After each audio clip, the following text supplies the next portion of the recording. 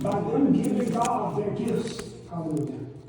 They were saying to him, God, you're the king of my life now.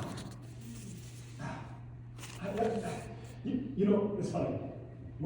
Today is Saturday. I just finished church and I am actually headed home to warm up dinner for my husband and my daughter.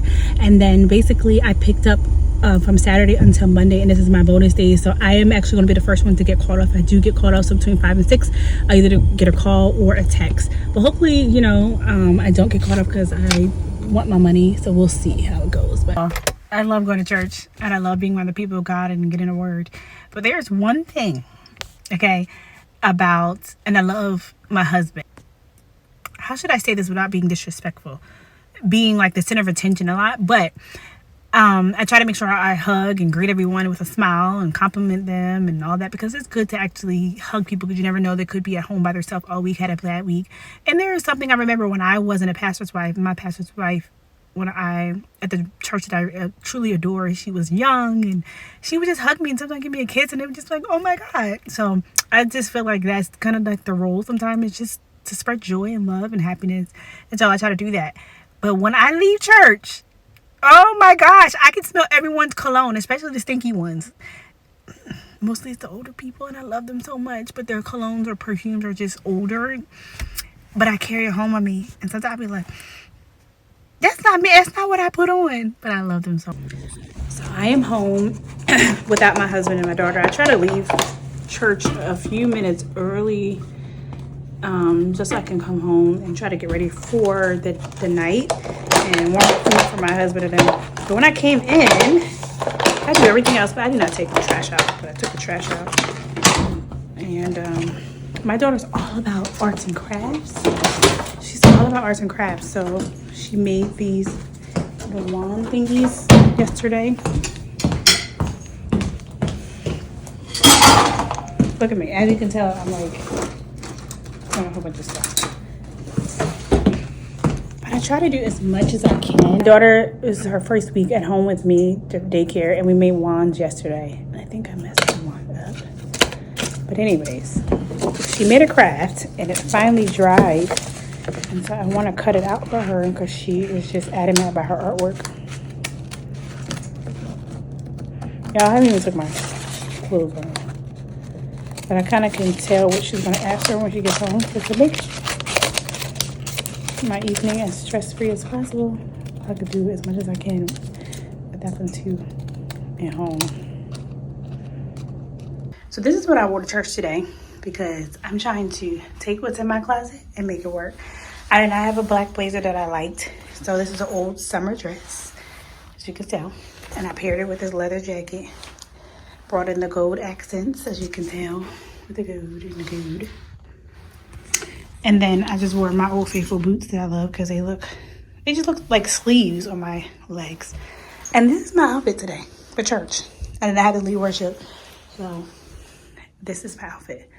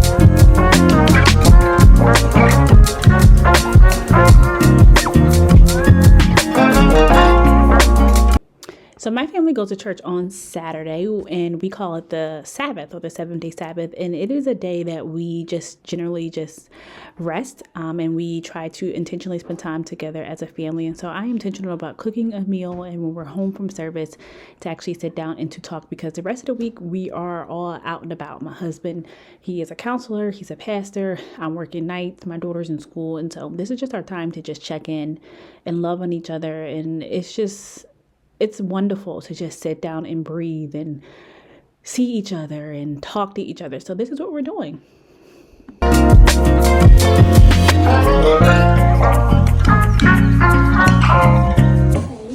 Huh?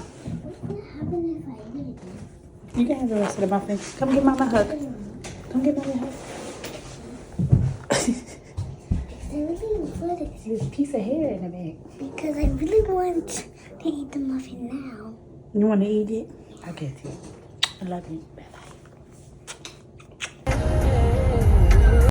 So because I am PRN, I typically prepare myself to be anything on the floor, from the bedside nurse to the charge nurse to a PCA. And so tonight, I was a lucky nurse to be granted the opportunity to be charge nurse. So it's going to be a night. I know it is, and it's the weekend, but we're going to think positive. It's about 9:40. I am charged today.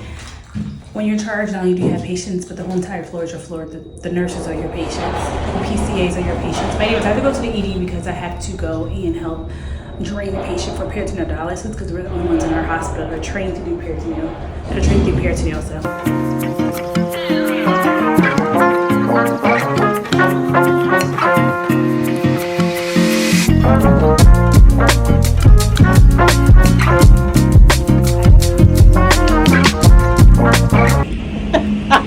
Okay, so I had to go to the ED to help drain a patient who's on peritoneal dialysis. The bag was totally different than what I'm used to. And this one here saved the day because it was like 2 ports, and I only thought to unscrew the other one. So it's always best to find another nurse. So yeah. It's been a night. The crazy thing about being charge nurse is that you deal with so many non-nursing problems. Like right now, I have a siren or some type of noise coming from the air vent of a patient's room. All right, so I'm getting ready to pull from the line. You want to get some flushes to pull from it. A syringe. It's a 10 milliliter syringe, and then you need I'll show you, a buoy. I think it's a buoy. Cap. I cannot talk right now. And then Cural's cap. So I was charged last night, as I've already said it dozens of times, but I want you to know that my entire shift is mostly spent helping people work out scenarios. Like, they're trying to page a doctor, they can't really find, the doctor's not responding.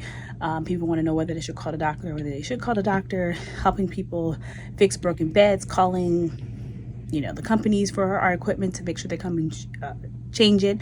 A patient comes up with an admission that he needs a sitter. I need to call a supervisor, request for a sitter. If not, rotate. It's just a lot.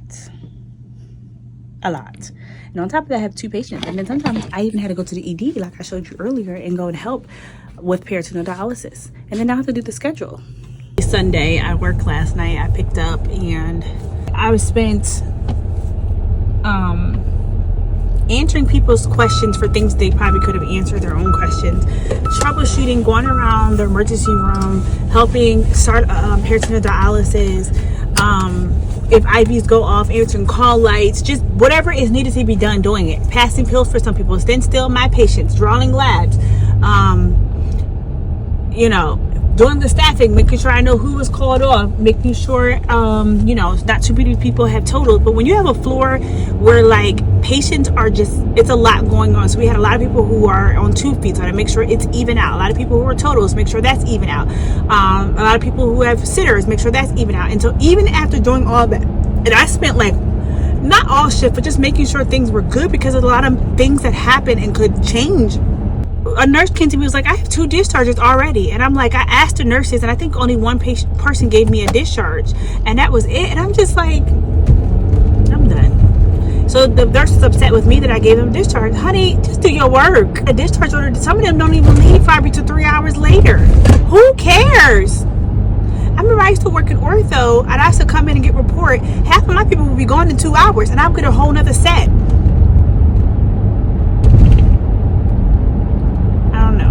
So that's how I feel. This is the real nitty gritty. This is how I feel today. And I've signed up for 3 more shifts for the rest of the week. And this is how I feel.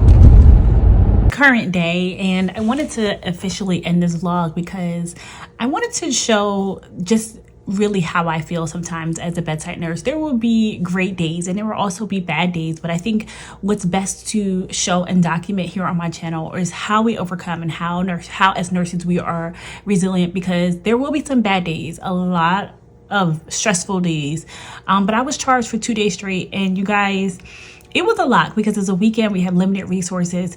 But it's amazing that even after I went into my email, I think like 2 days later, after I picked up took some days off and picked up some more shifts, I received a bravo from my manager, and basically she was thanking me because she said that she received so many positive compliments from nurses of how helpful I was as a charge nurse. And even though it was a rough shift, I am like so thankful that I stuck it out. I could have quit after the first day and said I didn't want to be charged, and I actually got some good comments. So I just needed some time off, and I needed to get back into reality.